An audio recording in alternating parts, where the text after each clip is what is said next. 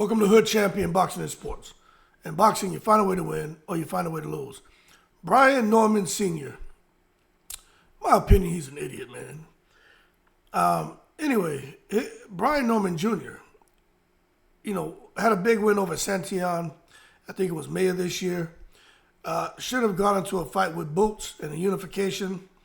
All of that got mucked around, in my opinion. They should have took the fight. Talking about how much money they felt that they deserved, which really they're so lucky to even get the money that Eddie Hearn was offering them. But anyway, supposed to have a fight scheduled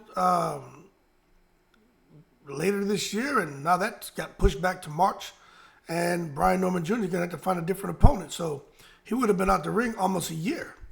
Now I know whenever these guys are talking about they have injuries, I always put the hairy eyeball on that because I'm not so sure these injuries are what they say they are. But nonetheless, what happened with Brian Norman Jr. and Brian Norman Sr. talk about wanting to fight Teofimo Lopez? What happened to the Jaron Ennis fight? What happened with trying to make all these big fights at 147? What about all this shit they were saying? We're not going to take the fight with Boots for pennies, which although it's for, over $1 million, even though he would have walked away with 800,000, whatever, when they're breaking the numbers down. That's their problem. The bottom line, they were going to get a big payday, and they weren't happy with the money.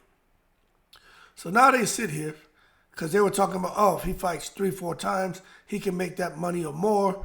And the way I took it is without the risk and not having to pay all those taxes, because that's what they were talking about. So if you look now, right, the man's gone a year. He'll be out the ring almost a year.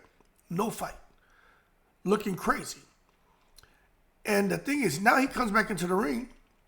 I don't know who he's going to fight, but they're coming off with some inactivity. And he's a champion. And if they fight some mandatory, could fight a hungry guy.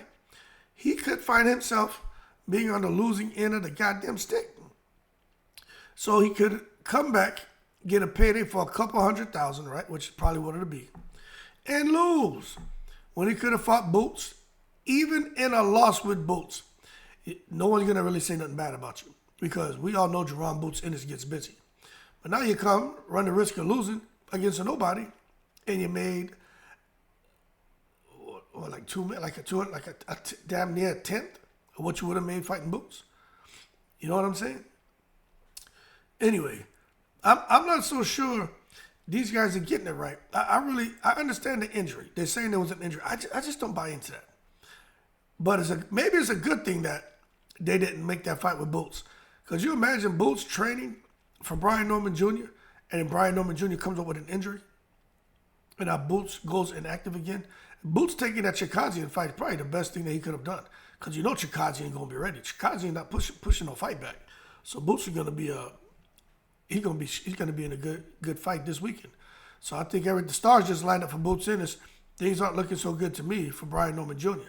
Now his dad, his dad's just vocal, and I think what he's done is if anything, he just created a shit sandwich for his son to try to digest in regards to his career. But we'll see what happens when he returns to the ring next year.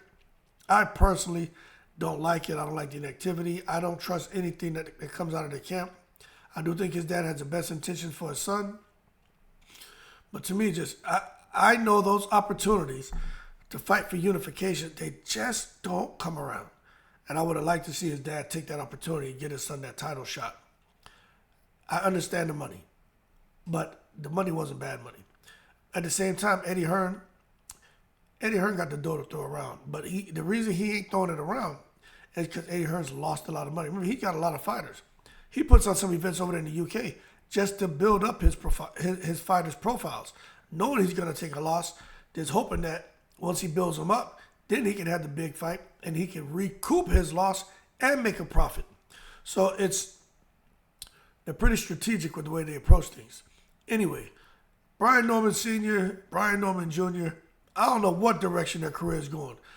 But I'm going to tell you this right now, man. If he is going to come back, well, whenever he does come back, if he is trying to go against a Tiafimo, fight a Barrios or a Stanley Eunice, and those guys are coming off of being active, his ass gonna be in trouble. You just don't come off the bed and decide you're gonna go and run 10 miles without stretching. You gotta ease into that shit. You gotta walk, you gotta warm up your extremities. So he ain't just gonna come off of that inactivity and jump in there with none of them guys in the unification. He sure as hell ain't getting there with Boots. Matter of fact, Boots is fighting this weekend. By the time Brian Norman Jr. fights again, Boots will be fighting again. So he sure as hell ain't messing with Boots. Anyway, Boots' best job is to go fight Stanley Eunice, fight Barrios next year, and then worry about Norman Jr. towards the end of the year or the following year. So Boots ain't going to become undisputed no time soon, is what I'm getting at. Unless Brian Norman Jr. loses, somebody else picks up the strap, and they're just hungry and ambitious, and they go after Boots. Anyway, y'all keep cool. I got to go back up here and finish substitute teaching in the breeze.